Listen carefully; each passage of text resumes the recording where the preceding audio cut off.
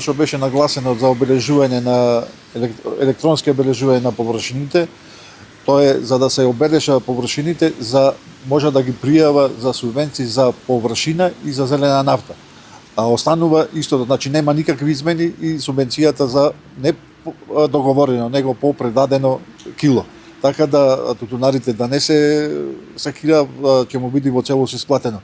Тие што има бележано површини ќе добија плюс зелена нафта и површина и по предадено кило.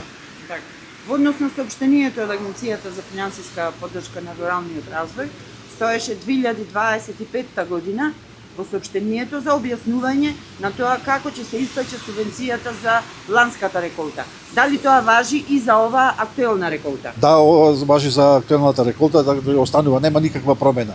А за 26-27 се носи програмата Министерството ги носи во јануар месец. Така да за наредната година во јануар 26 ќе се донеси новата програма за исплаќање за директните исплаќања од Министерството. Како течат преговорите во однос на цените? Дали има нешто ново? Дали компаниите би сакале зголемување на цената и како тече склучувањето на договори, до кога е крајниот рок? Склучувањето на договорите е во тек. Министерството го проложи роков за пријавување односно за правење на договори до 9 април. Преди тоа што од почетокот на март месец има проблем со внесување со компјутерите, така да тоа се искомпензира и го продолжија тој рок за пријавување. Каков интересот од тутунопреработката? Интересот со ова сознание, контактиве со компаниите, во сите компании има зголемен интерес и на површини и на нови кооперанти. Така. Во однос на исплатата на субвенциите од ланската реколта, до каде е процедурата за прецесурирање на сите оние барања кои што предале тутун за ланската реколта?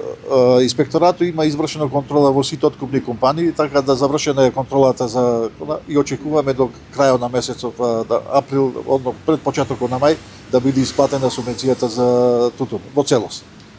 Тоа е рокот за исплата на субвенцијата? Да, така е рокот за исплата на почетокот на мај, односно пред новата реколта. А за новите цени има нешто ново? Нови цени нема, тие што ги добивме на почетокот, да речем во февруар месец за 435, 370 и 310 денари, други цени немаме. Очекуваме пред почетокот на откупот да се избориме со анекс договори да ги коригира центар и тоа што се е зголемен, да речем, репроматеријалите се со кризата што е на Блиски Исток, така да очекуваме дека ќе има и тука некоја промена на откупните цени.